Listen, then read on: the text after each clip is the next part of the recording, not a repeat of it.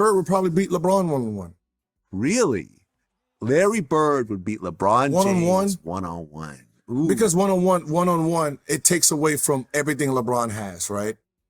His physical strength, his speed, right? And, you know, all that power he has going. Well, in one-on-one, you're talking about 1-2 dribbles. That's not his pointers. And that's not his like that, game. yeah. That's Larry's whole game. Would you agree or disagree? Dennis Rodman just called out LeBron James, and the basketball world is not ready for this conversation. Word got out in 2025 that LeBron made some slick comments about Larry Bird's defensive game, and Rodman heard every single word. And here's the thing nobody is saying out loud right now. Rodman didn't just respond, he went scorched earth. This isn't just old school versus new school beef. This is about legacy, respect, and whether LeBron James actually understands what defensive toughness even means in this league. We're about to break down exactly what was said, why Rodman went nuclear, and what this whole situation reveals about how LeBron really thinks about the legends who came before him. Stay with us, because this story gets deeper than anyone expected. Larry never took the responsibility of guarding the team's other best player. LeBron James can guard 1 through 5. Now, he doesn't do it as frequently as he once did, but you know when the game's on the line, Skip, he just jumped on Kemba Walker. They play in Charlotte. He got on Schroeder. He did. Schroeder. Yeah. Even though in Charlie Brown they call him Schroeder. But anyway. It's a different guy. Yeah, but you know, he will guard the best player when it comes time. But Skip, how do you argue? To understand why Dennis Rodman is furious right now, you have to go back to where this whole thing started. It was earlier in 2025, in what was supposed to be a casual, light-hearted conversation. LeBron James was doing what LeBron does best off the court, talking. He was in one of those relaxed, loose settings where guys say what they actually think instead of what their PR teams want them to say. And somehow, the conversation drifted toward Larry Bird. Now, LeBron has always been careful about how he talks about the legends. He's praised Jordan, he's praised Magic. He's even been diplomatic about players he clearly doesn't rank highly. But this time, something slipped.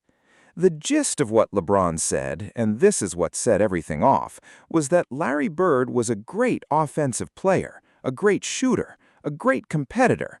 But when it came to defense, LeBron basically laughed it off. He made it sound like Bird's defensive reputation was more mythology than reality, like it was something the old heads inflated over time because Bird was white and marketable and easy to romanticize. He didn't scream it, he didn't post it.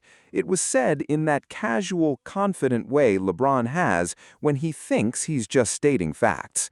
But someone was listening, and that someone had Larry Bird's back in a way nobody expected. Dennis Rodman heard about it, and Dennis Rodman does not let things like this slide quietly. Originator of getting in your face and talking trash. And then you sit there and you go, this guy up in my face talking noise. He ain't that fast, he's slow, but he knew how to aggravate you, agitate you enough to get you out of your game. We had a three-point contest at the All-Star break, and Larry walks in and says, I hope all you guys in here are thinking about second place because I'm winning this. Excuse me?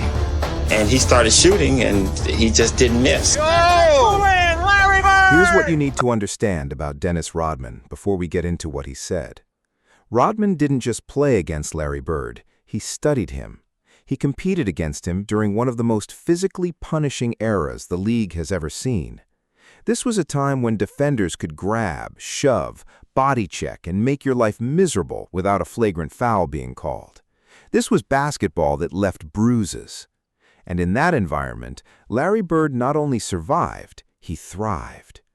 So when Rodman got wind of what LeBron was saying about Larry Bird's defensive toughness, it wasn't just an opinion he disagreed with. It felt like someone talking disrespectfully about a war they never fought in. In a conversation that's been circulating in early 2025, one that hasn't made it to every major outlet yet, Rodman went on record and said something to the effect of, LeBron's great, everybody knows that. But don't sit there and laugh at Larry Bird's defense. You didn't play against that man. I did, every single night. You want to talk about toughness? Bird would guard you, talk trash in your face, hit a shot over you, and then wink at you on the way back down the court. That man competed. That's not mythology, that's facts. And just like that, the internet started paying attention. This is where things got genuinely spicy. Because Rodman didn't just defend Bird, he turned it around and made it about LeBron's understanding of the game. This part is still not getting enough attention. Most of the coverage that's trickled out in 2025 has focused on the Bird defense angle. But Rodman went further than that. He essentially said that LeBron's take on Bird reveals something troubling about how LeBron evaluates players who don't fit the modern statistical model. That LeBron, and by extension, a whole generation of fans and analysts who worship advanced metrics, has a blind spot for a specific kind of toughness that doesn't show up in the box score. Rodman's point was this: in the era when Bird played, defense wasn't about help rotations and switching and analytics-approved positioning. Defense was about will. It was about whether you were willing to get physical, to get in somebody's chest, to make every single basket feel like it cost them something. And Bird, for all his reputation as a shooter, was absolutely that guy. Rodman went as far as to say, and again, this is the part that's quietly spreading in 2025, that if LeBron had played in that era, in that physical environment, without the protection of modern foul calling standards, his approach to the game would look very different. That wasn't just defending Bird, that was a direct shot at LeBron's competitive credentials. Now, to be clear, nobody is saying LeBron James can't defend. That's not the argument. LeBron has had legendary defensive moments. He's one of the best help defenders in the history of the game. But Rodman's argument is more specific than that. He's talking about personal defense, one-on-one toughness, the willingness to be the guy who makes himself a menace night after night, regardless of the offensive load you're also carrying. And his implied point, even if he didn't say it word for word, is that LeBron picks and chooses when to bring that energy in a way that Bird never did. Bird competed at one level, every game, every quarter, no load management, no coasting, no nights off. And Rodman, he was there. He saw it. He felt it. That's what makes his words carry weight that most critics don't have. This isn't a talking head on a debate show. This is someone who literally guarded Larry Bird in playoff games. Now, here's what's interesting about all of this. Because when you look at how the basketball world has quietly responded to what Rodman said in 2025, the reaction is split in a really revealing way. On one side, you have the old school community, the players who came up in the 80s and early 90s, the coaches who were in arenas during the Bird era, former players who you'd expect to agree with Rodman. And almost unanimously, they're nodding their heads.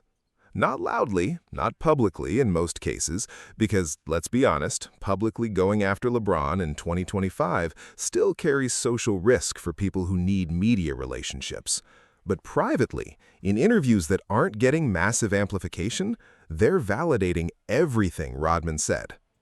The consensus among that old-school community is essentially this: LeBron is great, one of the greatest, but he exists in a protected era, and he sometimes doesn't give enough credit to how different and how brutal basketball was before him.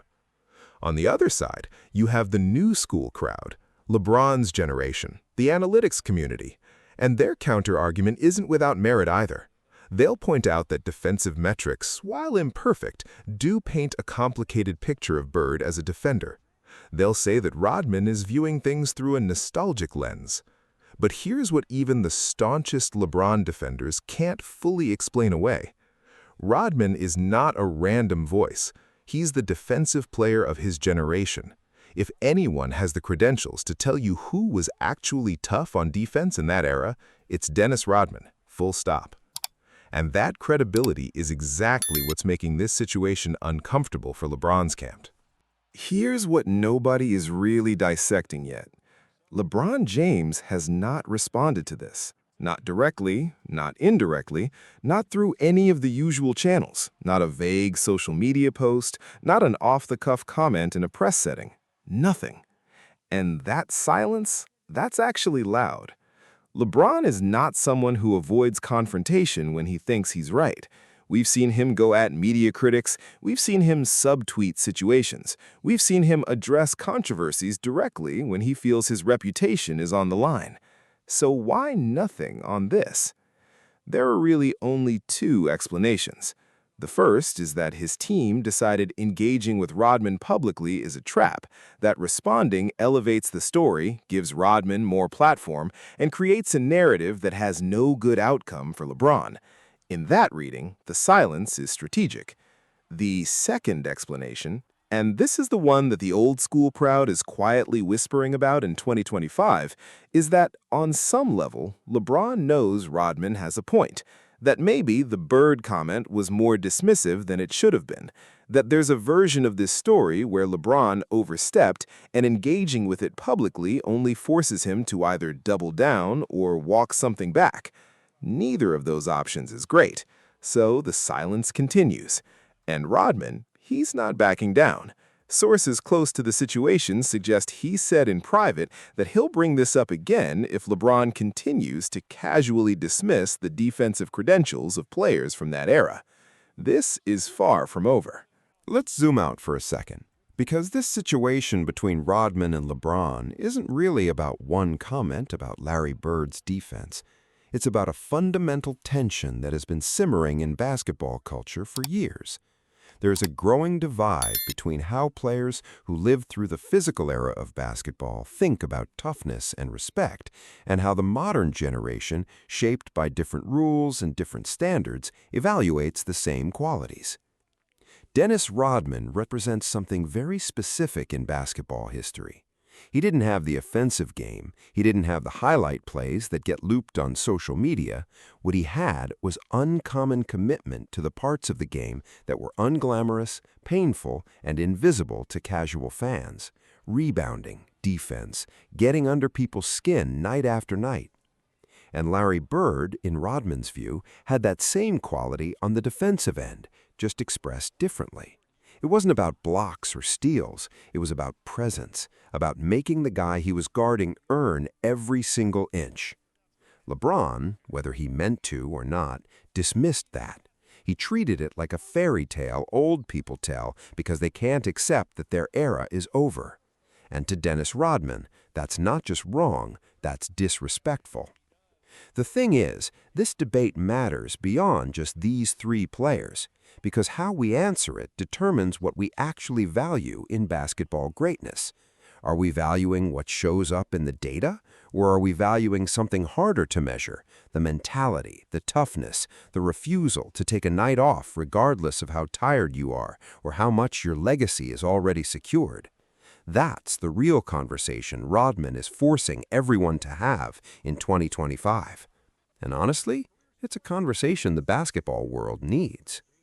Here's the thing about Dennis Rodman that makes him uniquely dangerous in situations like this. He doesn't care about being liked. He never has. His entire career was built on doing the thing that needed doing, even when everyone around him thought he was crazy for doing it. Most people who criticize LeBron James are working within some kind of social or professional constraint. They want to keep their media access. They want to stay relevant. They want to not get dragged on social media by LeBron's massive fan base. Rodman has none of those concerns. He genuinely does not care. He will say exactly what he thinks in exactly the words he wants to use, with zero interest in managing how it lands. And in an era where basketball discourse is often filtered, focus grouped, and sanitized, that's rare. It's uncomfortable, but it's also kind of refreshing. Because even people who disagree with Rodman's specific take on Bird have to admit at least he's saying what he actually believes. At least he's bringing something real to the conversation. The question now is whether this gets bigger, whether LeBron eventually responds, whether other old-school players step forward to back Rodman up, whether this becomes the conversation everyone is having by the end of 2025. Based on how things have been quietly escalating behind the scenes, that feels very possible. So let's bring this all the way home. Dennis Rodman called out LeBron James for mocking Larry Bird's defensive toughness. He said it with conviction, backed it up with personal experience, and took direct aim at LeBron's understanding of what real defensive commitment looks like. LeBron has stayed silent. The old-school community is quietly siding with Rodman, and the basketball world is sitting on a debate that could get very loud very soon. Here's the bottom line. LeBron James is one of the greatest players to ever play the game. Nobody serious is arguing otherwise. But greatness doesn't come with immunity from criticism.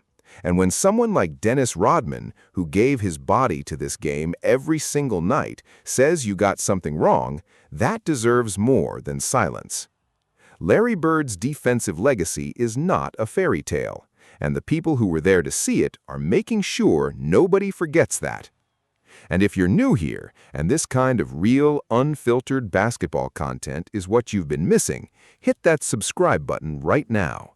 We cover the stories the mainstream won't touch. We'll see you in the next